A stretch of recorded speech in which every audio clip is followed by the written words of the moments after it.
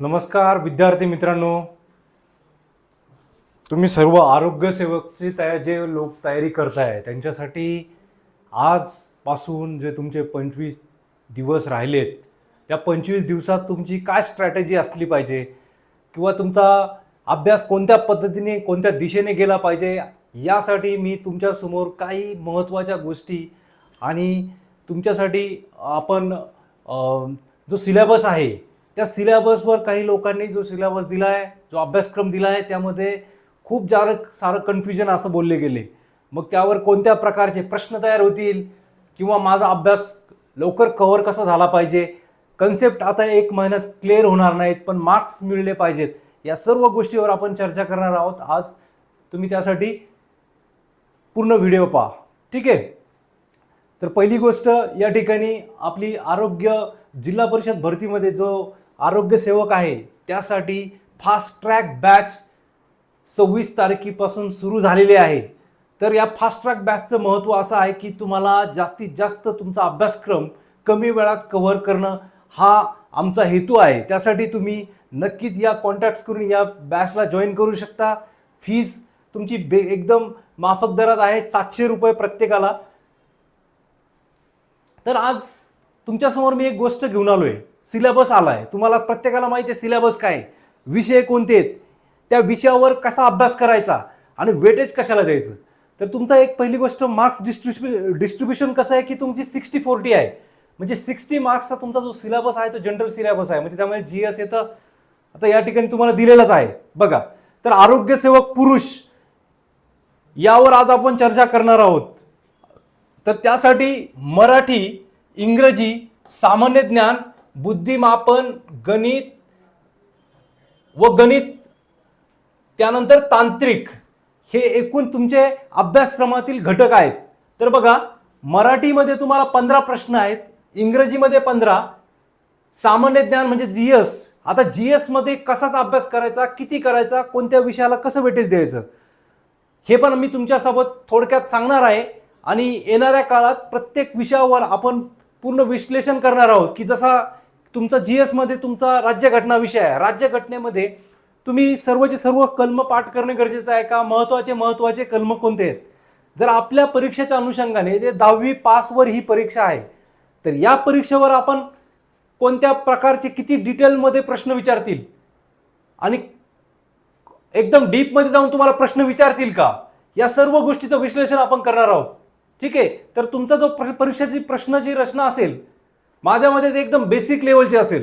म्हणजे तुम्हाला एक आयडिया असणं गरजेचं आहे. जसं की राज्यघटनेची निर्मिती, राज्यघटनेची पहिली बैठक कधी झाली, 9 डिसेंबर 1946, किंवा राज्यघटना स्वीकृत कधी केली, 26 नोव्हेंबर 1949.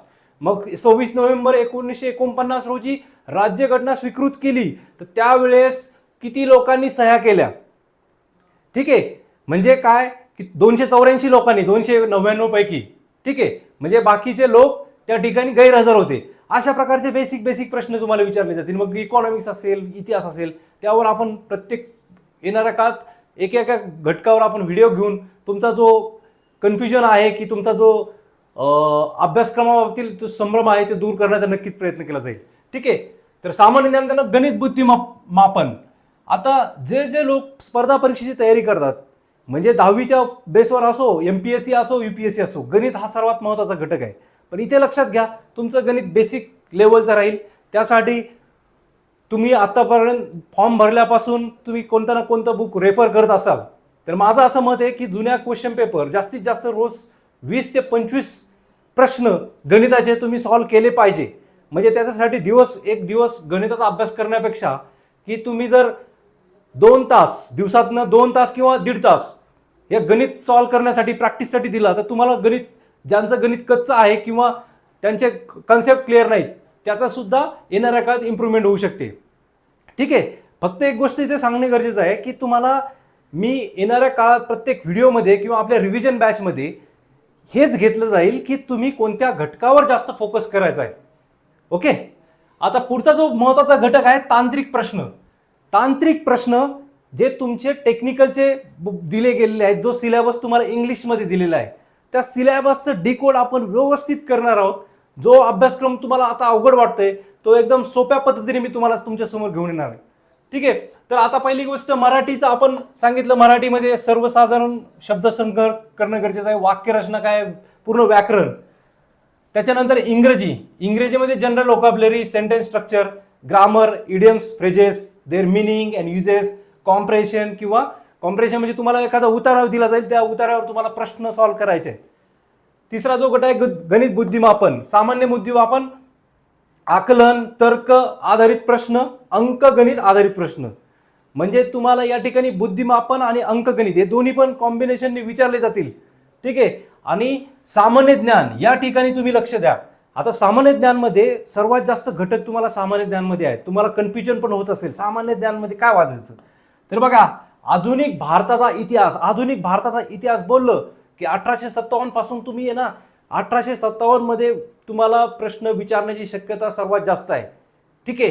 तिथून तुम्हाला अभ्यासाची सुरुवात करायची. मग काँग्रेसची स्थापना कधी झाली किंवा गव्हर्नर जनरलची सिक्वेन्स किंवा 1858चा तुमचा कायदा, राणीचा जाहीरनामा, जो आपला व्हाईसराय कधीपासून ओळखला जाता, पहिला व्हाईसराय कोणता, शेवटचा गव्हर्नर जनरल कोणता. ठीक आहे. स्वतंत्र भारताचा पहिला गव्हर्नर जनरल कोणता. म्हणजे या बेसिक गोष्टी तुम्हाला करणं गरजेचं आहे. त्याच्यानंतर भारताचा व महाराष्ट्राचा भूगोलमध्ये पण ज्या बेसिक गोष्टी आहेत की तुमची नदी प्रणाली, तुमचं प्राकृतिक किंवा तुमच्या लोकसंख्या, मानवी भूगोल किंवा तुमच्या हवामान, क्लायमेट, या गोष्टी बेसिक तुम्हाला माहीत असणं गरजेचं आहे. एकदम जास्त माहीत नाही पाहिजे किंवा भारतात सर्वात जास्त पाऊस कुठे पडतो किंवा महाराष्ट्रात सर्वात जास्त कुठे पडतो, असा पण प्रश्न विचारू शकतात. किंवा आता जर त्यांना विचारत पावसावर प्रश्न विचारायचा की भारतात सर्वात जास्त पाऊस चेरापुंजीला किंवा मॉन्सूनरामला पडतो, असा तुम्हाला प्रश्न असेल. त्याच्यानंतर जर असं विचारलं हिमालय सोडून जर भारतात सर्वात जास्त पाऊस कुठे पडतो, तर असा जर प्रकारचा प्रश्न आला, म्हणजे या बेसिक गोष्टी म्हणजे तुम्हाला सोपे प्रश्न विचारले, तो हा तुम्हाला पाठ्यपुस्तकामध्ये 9वीच्या पुस्तकात भूगोलमध्ये आढळेल. आबुंगे या ठिकाणी कर्नाटकमध्ये सर्वात जास्त पाऊस पडतो. ठीक आहे. तर भारतीय अर्थव्यवस्था, तुमचं इकॉनॉमिक्समध्ये कशा प्रकारचे प्रश्न फ्रेम होतील. आता इकॉनॉमिक्समध्ये जर विचारलं तर आरबीआयची स्थापना कधी झाली, किंवा तुमचा रेपो दर काय आहे, रिव्हर्स रेपो दर काय आहे, किंवा तुमचं दारिद्र्य कोणती समिती, तेंडुलकर समिती, रंगराजन समिती, म्हणजे एकदम बेसिक प्रकारचे, तिची स्थापना कधी झाली, किंवा ICICI bank, state bank of इंडियाची स्थापना कधी झाली, स्टेट बँक ऑफ इंडियाचं आधी नाव काय होतं, किंवा तुम्हाला इकॉनॉमिक्स अजून विचारलं जाते मौद्रिक धोरण हे कोण राबवतं, आरबीआय राबवते, राजकोषीय धोरण कोण राबवतो, हे सरकार राबवते. अशा एकदम बेसिक गोष्टी तुम्हालाच विचारतील. म्हणून जास्त डीपमध्ये ग्रंथ इकॉनॉमिक्समध्ये लेस्ली सरांचं पुस्तक घेऊन बसू नका. फक्त एक आयडिया म्हणून तुम्हाला त्या विषयाचं ओव्हरलुक असणं गरजेचं आहे. तर येणाऱ्या काळात ती गोष्ट आपण रिव्हिजन नुसार, किंवा तुम्हाला बॅच जरी करायची नसेल तर माझं एक सांगणं असेल की जर तुम्हाला जर इथून पुढे 1 महिना चांगली तयारी करायची असेल तर तुम्ही रिव्हिजनसाठी जास्त प्रायोरिटी द्या. ठीक आहे. आता पुढचा जो आहे महाराष्ट्रातील समाज सुधारक आणि चालू घडामोडी. आता समाज सुधारक आणि आधुनिक भारताचा इतिहास. आता आधुनिक भारताचा इतिहास वेगळा घटक दिलाय आणि महाराष्ट्रातील समाज सुधारक, म्हणजे या ठिकाणी तुम्हाला महाराष्ट्राचा इतिहास दिलेला नाही. ठीक आहे. मग आधुनिक भारताच्या इतिहासामध्येच महाराष्ट्राचा इतिहास इन्क्लूड केलेला आहे. आता पुढचं बघा, भारताचे शेजारी राष्ट्राशी संबंध. आता शेजारी राष्ट्र कोणते आहेत, आपली सार्क. मग आता प्रश्न याच्यावर कसे फ्रेम होतील बघा. आता जर शेजारी राष्ट्रावर जर प्रश्न विचारायचा असेल तर सार्क संघटनेची स्थापना कधी झाली, साऊथ एशियनचे आपलं रिजनल आपण कॉर्पोरेशन एक संघटना स्थापन केली, त्या संघटनेची स्थापना कधी झाली, त्याचे मुख्यालय कुठे, किंवा त्या संघटनेत कोणते देश आहे. जसा परीक्षेला प्रश्न येऊ शकतो, खालीलपैकी सर्वात शेवटी सार्क संघटनेमध्ये सामील झालेला देश कोणता. ओके. आता बिमस्टेक ही संघटना आहे, म्हणजे जो भारताशी संबंधित आहे ज्या घटना, त्या शेजारी देशांशी संघटना. त्या जसं ब्रिक्स तर विचारू शकतात. आता ब्रिक्सवर जर प्रश्न विचारला तर मी तुम्हाला नंतर ट्रिक्स सांगणच की जसं की ब्रिक्स संघटना स्थापन झाली, ब्रिक्स संघटनाचा हेतू काय होता, किंवा जर परीक्षेला प्रश्न विचारला 2014 साली कोण अध्यक्ष होतं, तर त्यासाठी एक ट्रिक आहे, ती आपण येणाऱ्या व्हिडिओमध्ये नक्कीच घेऊ. ठीक आहे. कृषी व ग्रामीण विकास, कृषी व ग्रामीण विकास बोललो का पहिली गोष्ट लक्षात घ्या, नाबार्डवर प्रश्न विचारणार. नाबार्डवर प्रश्न विचारला तर त्याच्यामध्ये काय विचारतील, नाबार्डची स्थापना कधी झाली, नाबार्डची स्थापना करण्यासाठी कोणती समिती नेमली होती, तर तिचं मुख्यालय कुठे, नाबार्ड बँकेचा हेतू काय, तर याच्यावर प्रश्न जर विचारला तर नाबार्डवर विचारण्याची शक्यता दाट शक्यता आहे. कारण की देतानाच असा टॉपिक दिलाय कृषी व ग्रामीण विकास, त्यांचा हेतू काय, त्या संस्थेचा, त्या संस्था स्थापन करण्याचा पर्पज काय, हेच कारण आहे. आता पुढचा आहे संबंधित जिल्ह्याचा भूगोल, सामाजिक इतिहास, हवामान इत्यादी स्थानिक बाबी चौकशी वैशिष्ट्ये. हा जनरल दिलेला आहे, याच्यामध्ये तुम्हाला काही पण विचारू शकतात. आता पुढचा जो टॉपिक आहे, पुढची जी गोष्ट आहे, पुढचा जो सिलेबस मधला महत्त्वाचा घटक आहे तर तो आहे तांत्रिक अभ्यासक्रम. हा तुमच्या 40% तुमचा सिलेबस आहे, पण देताना कसा दिला, एकदम अवघड करून दिला की जसं तुम्हाला असं वाटतं आता हा सिलेबस एकदम टेक्निकल आहे, आम्ही तर कधी वाचलेलं नाही, आम्ही अभ्यास नाही केला, आता ह्याचा अभ्यास करायचा का मराठीचा करायचा. एकदम सोपा आहे, याच्यामध्ये जास्त घाबरण्याची गरज नाही. उलट या अभ्यासक्रमामध्ये प्रश्न विचारण्याची शक्यता काय असू शकते हे आपण लवकर आपल्या लक्षात येईल. आता बघा याच्यामध्ये काय दिलंय, ग्रॅव्हिटेशन गुरुत्वाकर्षण. आता गुरुत्वाकर्षण न्यूटन्स लॉ, गुरुत्वाकर्षण तुम्हाला काय तिथं प्रॉब्लेम्स विचारणार आहेत काय, उदाहरण विचारणार आहेत का, नाही, एकदम बेसिक प्रकारचे. गुरुत्वाकर्षण फोर्स म्हणजे काय, किंवा त्याची त्या फोर्सची व्हॅल्यू तुमच्या विषुववृत्तावर किती आहे किंवा तुमच्या ध्रुवावर किती आहे, अशा एकदम छोट्या बेसिक प्रकारचं तुम्हाला विचारण्याची शक्यता जास्त आहे. पुढचा बघा पिरियडिक क्लासिफिकेशन ऑफ एलिमेंट.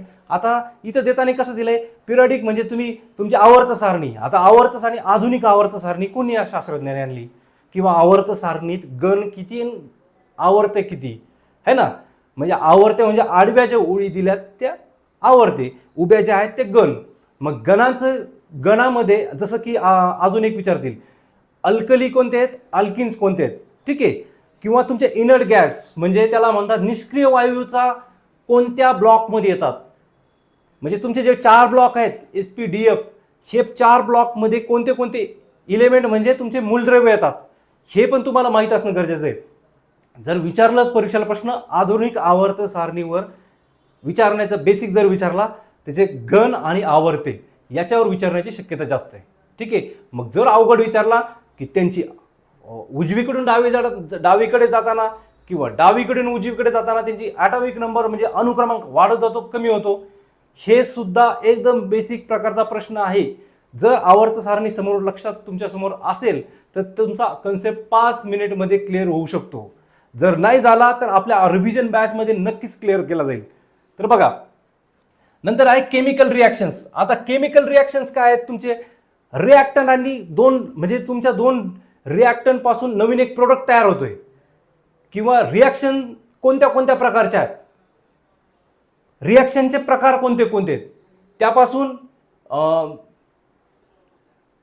जे नवीन प्रोडक्ट तयार होतं, किंवा तुम्हाला जर एखादी बेसिक रिॲक्शन विचारली जाईल किती कंप्लीट करा, असा बेसिक जास्तीत जास्त तुम्हाला फक्त त्याच्यावर एखादा सोपी रिॲक्शन या ठिकाणी विचारली जाईल, जास्त डीपमध्ये जाणार नाहीत.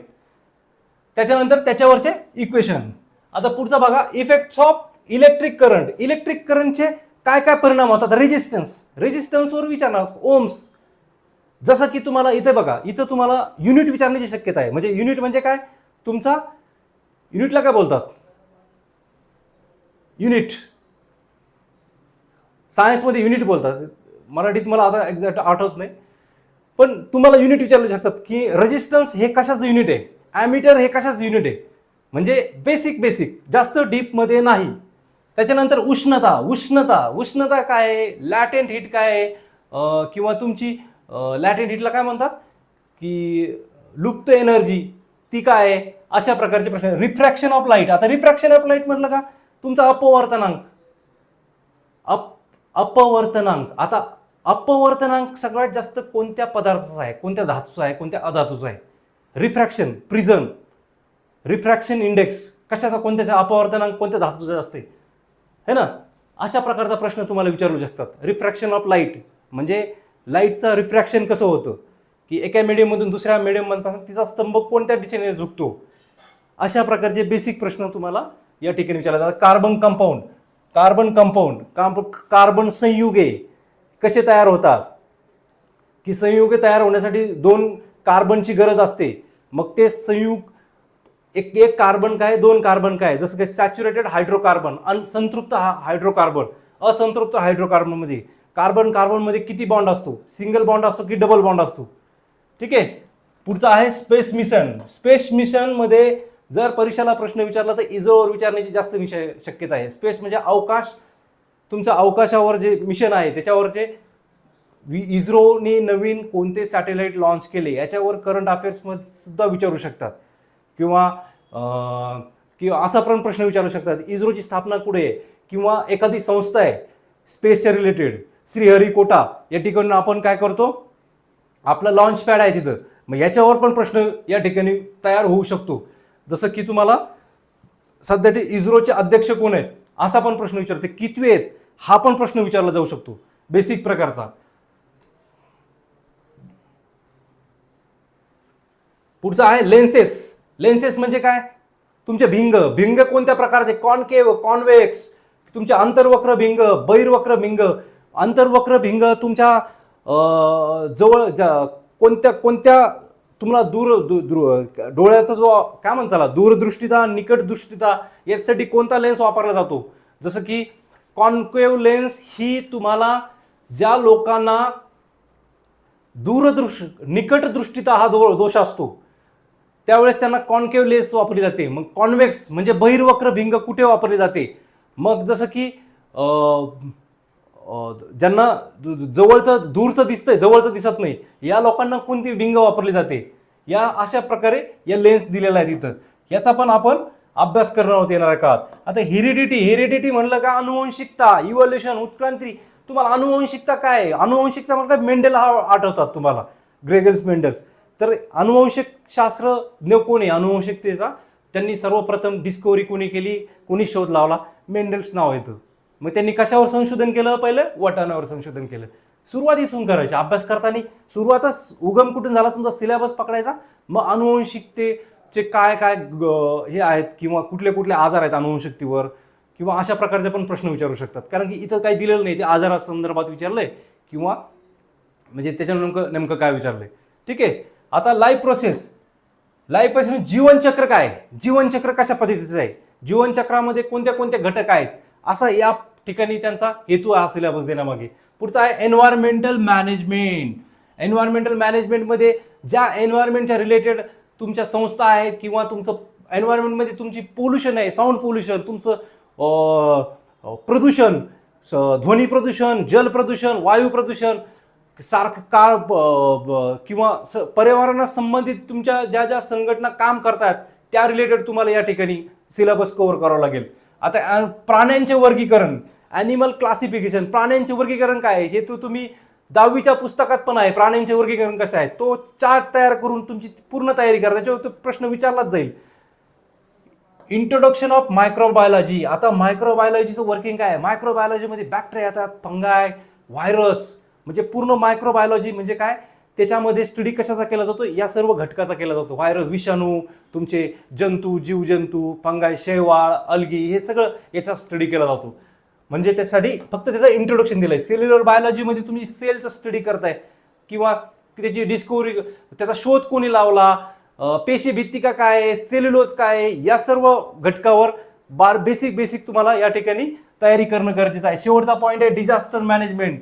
आता डिझास्टर मॅनेजमेंट म्हणजे काय, आपत्ती व्यवस्थापन. आपत्ती व्यवस्थापन म्हटलं की त्याची स्थापना कधी झाली आणि त्याचं कोणत्या मंत्रालयाच्या अंडरमध्ये येतो ही गोष्ट पण ध्यानात ठेवा.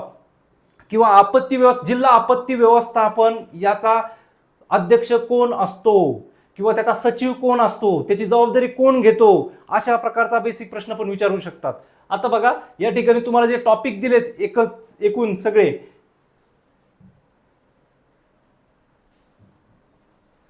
1 2 3 4 5 6 7 8 9 10 11 12 13 14 15 16 टॉपिक दिलेत. म्हणजे तुम्हाला प्रत्येक टॉपिकवर 2 किंवा 3 प्रश्न येणारच आहेत. मग आता हा पूर्ण सिलेबस घेऊन टेन्शन घेऊन बसण्यापेक्षा प्रत्येक टॉपिकचा एक